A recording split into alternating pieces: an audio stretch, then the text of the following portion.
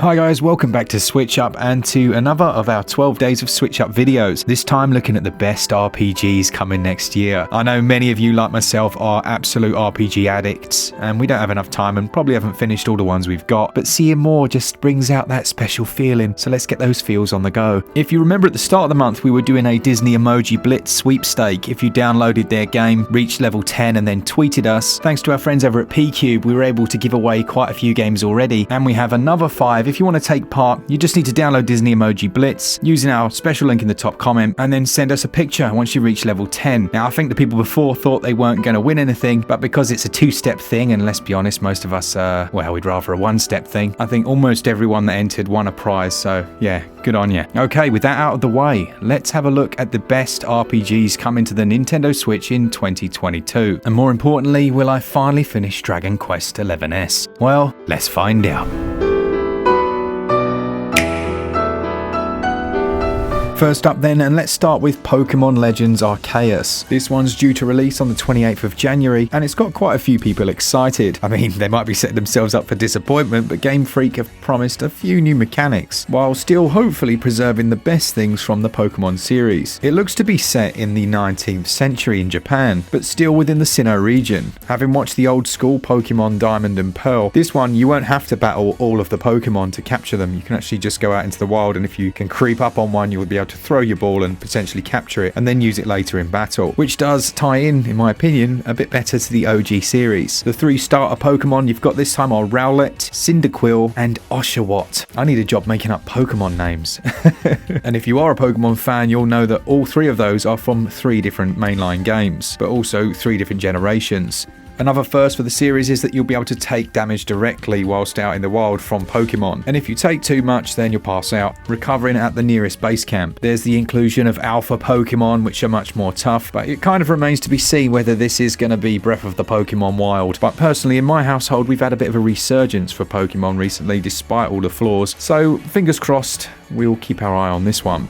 I'm sure some of you will have tried out Triangle Strategy from Square Enix. They had a demo available. This is a tactical RPG, and honestly, I hate the name. I know Octopath Traveler, Triangle Strategy, there's a bit of a similarity there, but Triangle Strategy, I mean, it is bland, isn't it? But what isn't bland is the pedigree that this game comes from. Now, it's produced by, and I hope I don't say this totally wrong, is it Tomoya Asano, who did Bravely Default and Octopath Traveler, 2 proven amazing series, and we're promised a really interesting story set around the war, with I think the title coming from the 3 warring factions. They used the demo essentially as a beta test, so they surveyed players and then got all their information from them, decided what they liked and didn't like, and changed the game based on that. It's looking to be around about 50 hours long in total, and it uses a similar style as far as art goes to the aforementioned Octopath Traveler. I played the demo through to completion. I can see they definitely needed to tweak some things. There were some balancing issues there, but I absolutely will not write off Square Enix when it comes to an RPG. I can imagine this is going to end up being incredible. It's due to launch on March the 4th, 2022. Foiled in war, Roland, Prince of Glenbrook, and the loyal strategist Benedict. Their fierce convictions will shape the battles that lie ahead.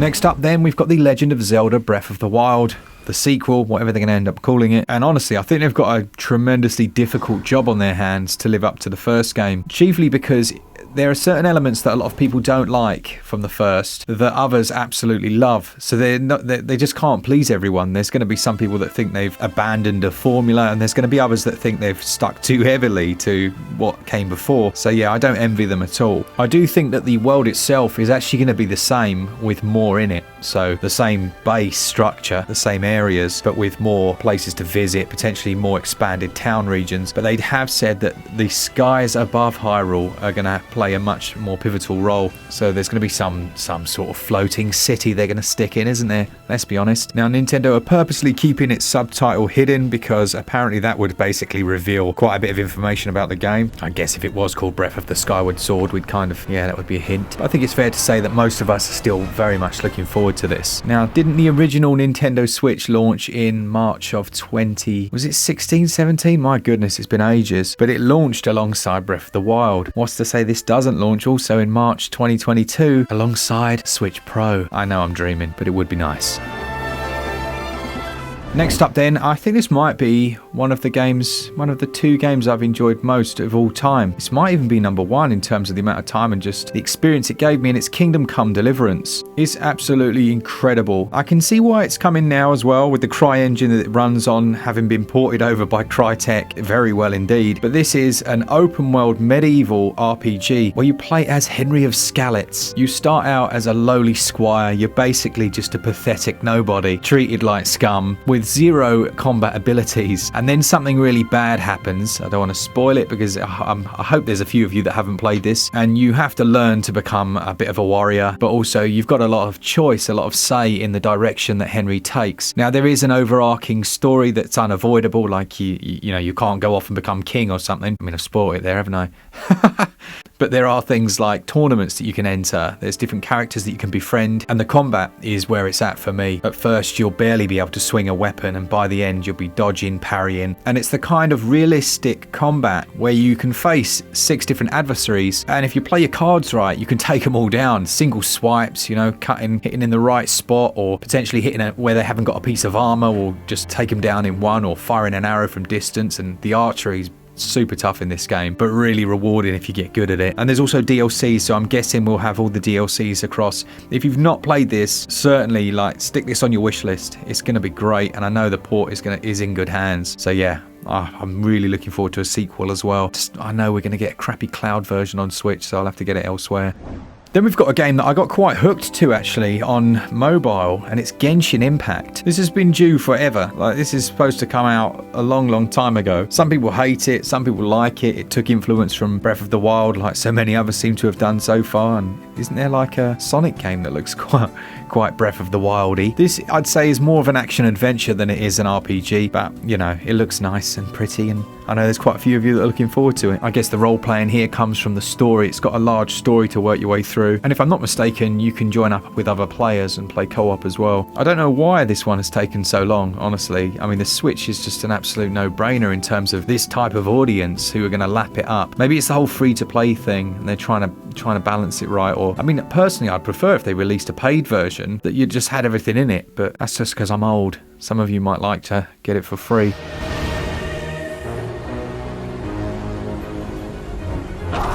Stand for such impertinence! To ashes! I, Fischl, Prinzessin der Verurteilung. I was so happy to see Shadowrun Returns pop up. I was a very big fan of the original games. I was really happy to see that Shadowrun Returns is coming to the Switch. It originally released back in 2013, but I'm a big fan of the original 2 games. I love the isometric view and some of that cyberpunk action, but it did a really good job of allowing you to customize your character, and you could choose from 5 different races: humans, elves, dwarves, orcs, and trolls. And there's all the mainstays of a good RPG. You'll be putting points into your class, changing out your loadouts and abilities. And I'd much prefer tactical turn-based combat, honestly, over old school JRPG turn-based combat. You've got 3 different weapons that you can choose from for each character, and there's a really nice intricate story, as well as a bit of DLC as well. I hope it's the full package. I'm sure it will be, but that's just set to release sometime in 2022. A game that does actually interest me quite a bit is Marvel's Midnight Suns. This comes from Firaxis Games and includes, I believe, tactical turn-based combat, but you take on the role of the Hunter, which basically is their excuse to let you create your own superhero, which is going to be awesome. You'll also be able to play as Iron Man, Captain America, Wolverine, Doctor Strange, Captain Marvel, Blade, Ghost Rider, Magic, and Nico Minoru. My good old friend Wikipedia says that the combat's going to be like XCOM. Oh, duh. It's tactical turn-based combat. That's a good comparison to make. Is it the Dark Souls of XCOM combat, though? Let's find out. Now, one thing that it does have that's of interest is that at the start of each mission, you'll be able to choose from 3 different heroes, including the Hunter that you've made, that you can then take into battle. And it uses a deck of cards that will randomly distribute abilities. If you're a comic book nerd, then congrats. This one's set in the 1990s rise of the Midnight Suns. It looks interesting enough for hopefully us to be able to get a review of this one. I think it's certainly one to keep an eye on.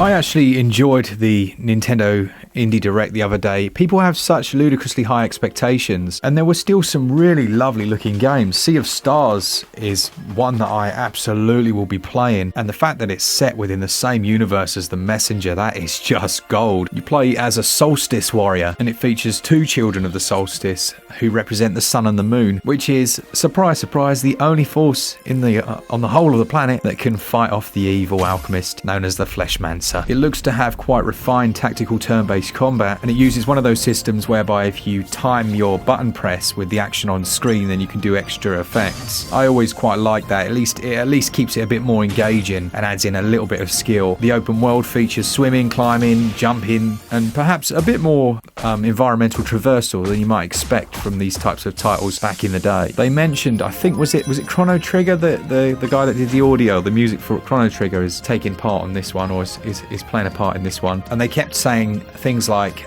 they've modernized many of the aspects of the game, and it sounds like they've actually decided, which I love, to include loads and loads of side activities, things like sailing, cooking, fishing, swimming, just things to let your hair down, which for me, I very often spent huge chunks of time doing that in some other games, and it all kind of frames your experience. So yeah, I'm really looking forward to this. I guarantee you this, well, I can't guarantee you, but I think this is going to be right up there. It comes out at Christmas 2022.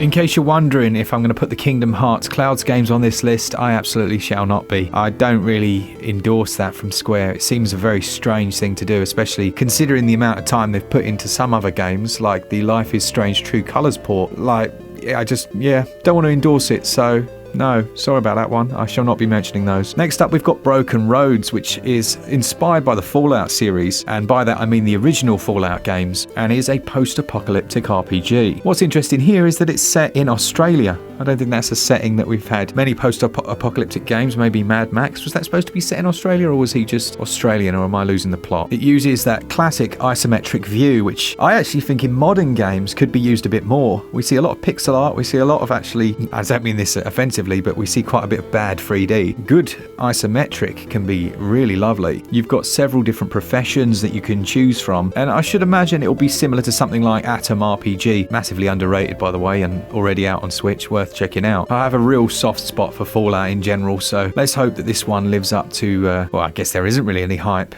Let's hope it's just decent.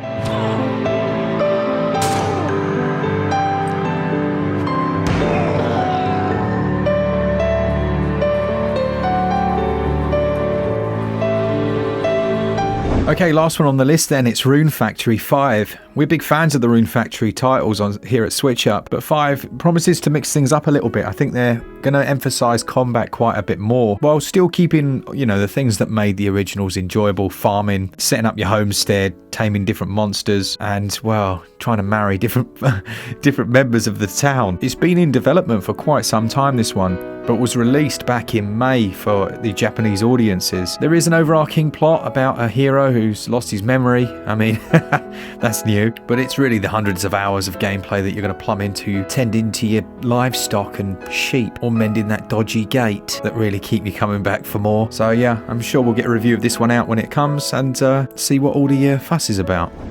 So that's it. Obviously, in this list, I haven't mentioned the Kingdom Hearts games. There's the new Vampire Masquerade game, but there's not really enough information to make it an interesting segment. Pillars of Eternity 2, unfortunately, has been pushed back to 2023. And you've got ones like Dragon Quest 10, which has already been out in Japan, and by all accounts people aren't overly excited for it. Another game that I am pretty hyped for is the Kirby open world. That actually looks delightful. We just need some more information. I think we've only really had that teaser trailer so far. So yeah, let me know in the comments if you're interested in any of these. I think I probably should have talked about Digimon Survive. Digimon makes some really nice games, but yeah, let me know in the comments if there are any that you're interested in. We are giving away 2 Switch OLED consoles on Christmas Day. All you need to do to enter is simply be part of the channel, subscribe, leave your comments. But if you want to enter a side draw, which obviously has a much higher chance of winning, then use our 10% discount code, which obviously saves you 10% on any of your eShop vouchers over at switchup.gg using code SwitchUp. Thanks as always, and to our patrons, you guys are awesome. And for all things Switch all the time, keep it Switch Up. Cheers guys.